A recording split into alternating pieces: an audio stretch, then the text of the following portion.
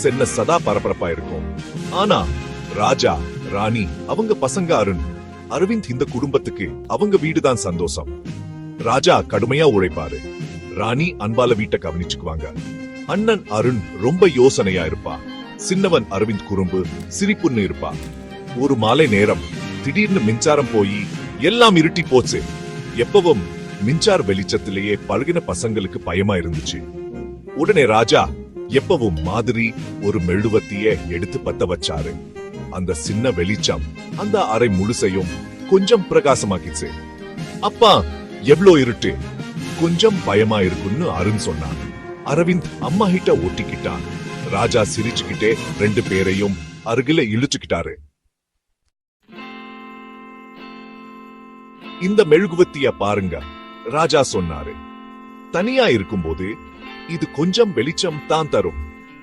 ஆனா எல்லாரும் சேர்ந்து அப்படின்னு சொல்லிட்டு அந்த மெழுகுவர்த்தியில இருந்து இன்னும் சில மெழுகுவர்த்திகளை குளிச்சினாரு. இப்போ எல்லாம் எவ்வளவு பிரகாசமா இருக்கு பாருங்க. அரை மெதுவா பிரகாசமா. அந்த வெளிச்சத்தை பார்த்து பசங்க 2 பேரும் அப்படியே மெய் மறந்து உட்கார்ந்து இருந்தாங்க. நம்ம குடும்பமும் இந்த மெழுகுவர்த்திகள் மாதிரி தான், ராஜா தொடர்ந்தாரு.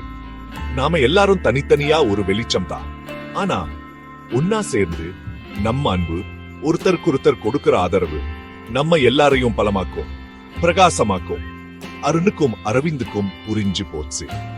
அம்மாவும் அப்பாவும் ஒருத்தரை ஒருத்தர் எப்படி கவனிச்சுக்கிறாங்க, வீட்டு வேலைகளை எப்படி சேர்ந்து செய்யறாங்க, எந்த பிரச்சனையா இருந்தாலும் எப்படி ஒன்னா சேர்ந்து எதிர்த்தாங்கன்னு அவங்களுக்கு புரிஞ்சுது.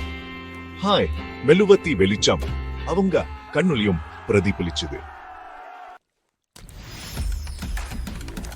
அந்த நாள் இருந்து அருணும் அரவிந்தும் மாற ஆரம்பிச்சாங்க. வீட்டு வேலைகளுக்கு ராணிக்கு உதவி செய்ய ஆரம்பிச்சாங்க. படிப்பு முன்னாடி பாரமா இருந்தது, இப்போ சந்தோஷமான விஷயமா மாறிச்சு. ஒருத்தருக்கொருத்தர் உதவி செய்யறதுல, குடும்பத்தை முதல்ல வைக்கிறதுல இருக்கிற சந்தோஷத்தை அவங்க உணர்ந்தாங்க. இந்த மாற்றத்தை பார்த்து ராஜாவுக்கும் ராணிக்கும் ரொம்ப சந்தோஷம். அன்னைக்கு இருட்டுல அவங்க சொன்ன வார்த்தைகள் பசங்க மனசுல ஒரு நல்ல மாற்றத்தை உருவாக்கி இருக்குன்னு அவங்களுக்கு புரிஞ்சது. சத்தம் கலாட்டான்னு இருந்த அவங்க வீடு இப்போ அன்பு சிரிப்புன்னு ரொம்ப சந்தோஷமா இருந்துச்சு. நாட்கள் வேகமா ஓடிச்சு. அரவிந்த் இப்போ ஒரு நல்ல புத்திசாலி பையன். ஸ்கூல்ல ஒரு முக்கியமான பரிசு வாங்கி இருந்தா. மேடை ஏறி பரிசு வாங்கும் போது பெருமையா பார்த்துக்கிட்டு இருந்தா அவங்க குடும்பத்தா அவன் பார்த்தா. இந்த பரிசு என் அம்மாவுக்கு சமர்ப்பணம், என் முதல் ஆசிரியை, எனக்கு எப்பவும் அன்பு காட்ட தெய்வம் அப்படின்னு சொன்னான். அரங்கமே கைதட்ட சத்தத்தால அதிர்ந்தது. ராஜாவுக்கு கண்ணுல தண்ணி வந்துருச்சு.